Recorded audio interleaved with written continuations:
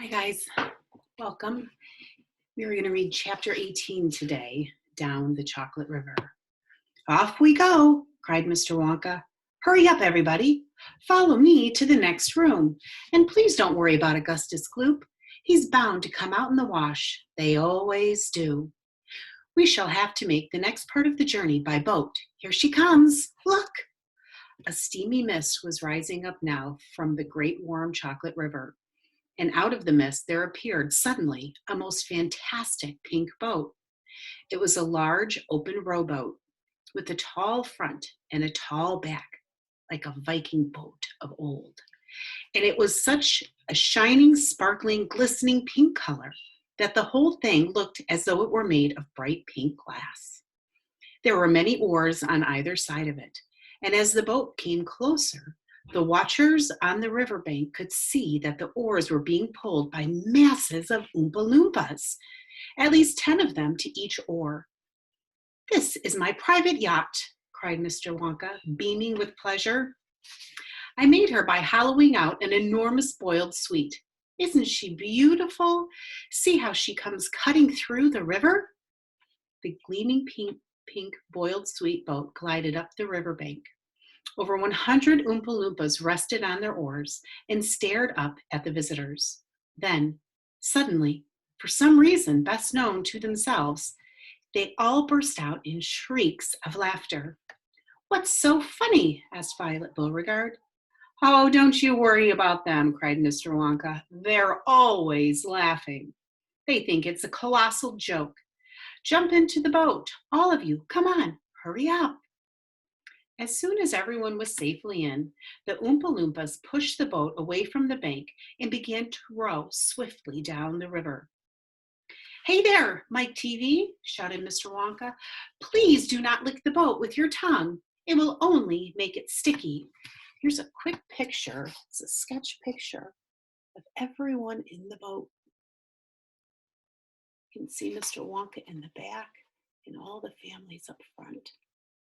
See how the back of the boat comes up super high, like the boats of the old times.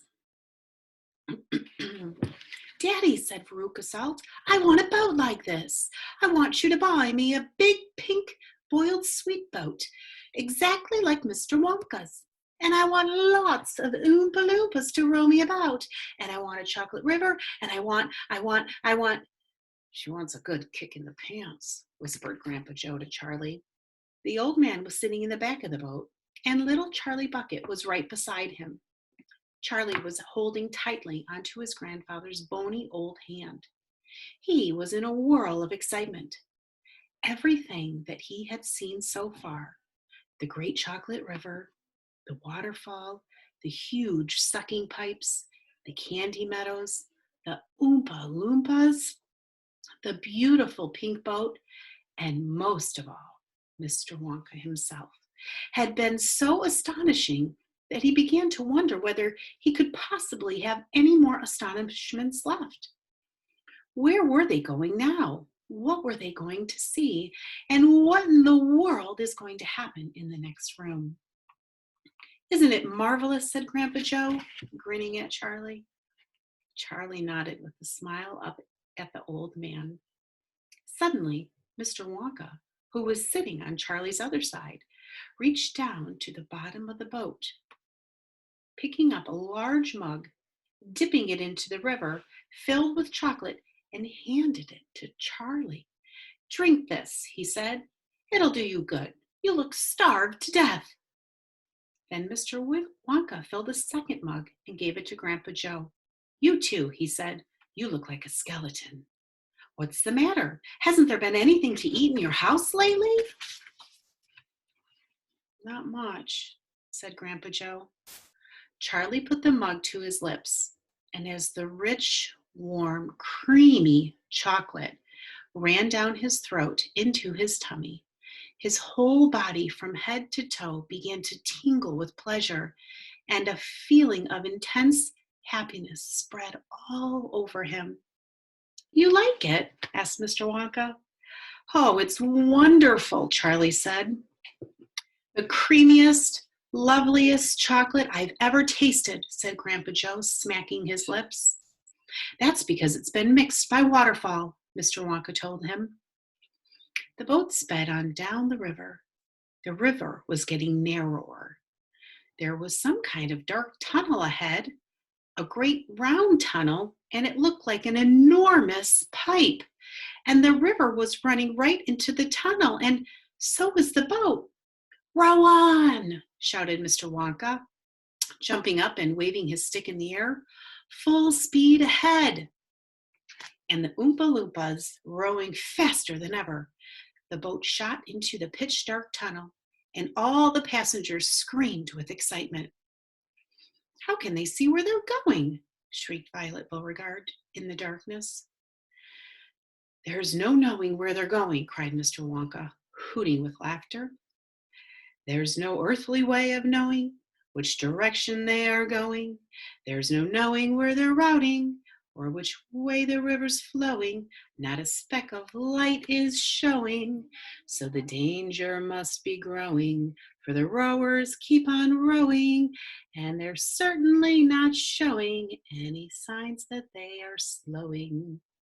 He's gone off his rocker, shouted one of the fathers, aghast, and the other parents joined in the chorus of frightening shouting. He's crazy, they shouted. He's balmy, he's nutty, he's screwy, he's batty, he's dippy, he's dotty, he's daffy, he's goofy, he's beany, he's buggy, he's wacky, he's loony. No, he's not, said Grandpa Joe. Switch on the lights, shouted Mr. Wonka. And suddenly, on came the lights, and the whole tunnel was brilliantly lit up. And Charlie could see that they were indeed inside a gigantic pipe, and the great upward curving walls of the pipe were pure white and spotlessly clean. The river of chocolate was flowing very fast inside the pipe, and the Oompa Loompas were all rowing like crazy, and the boat was rocketing along at a furious pace. Mr. Wonka was jumping up and down in the back of the boat and calling to the rowers to row faster and faster still. He seemed to love the sensation of whizzing through a white tunnel in a pink boat on a chocolate river. And he clapped his hands and laughed and kept glancing at his passengers to see if they were enjoying it as much as he. Look, Grandpa, cried Charlie, there is a door in the wall. It was a green door, and it was set into the wall of the tunnel just above the level of the river. As they flashed past it, there was just enough time to read the writing on the door. Storeroom number 54, it said. All the creams, dairy cream, whipped cream, violet cream, coffee cream, pineapple cream, vanilla cream, and hair cream. Hair cream, cried Mike TV. You don't use hair cream. Row on, shouted Mr. Wonka. There's no time to answer silly questions. They streaked past a black door. Storeroom number 71, it said on it. Whips, all shapes and sizes. Whips, cried Veruca Salt. What on earth do you use whips for? For whipping cream, of course, said Mr. Wonka. How can you whip cream without whips? Whipping cream isn't whipping cream at all unless it's been whipped with cream.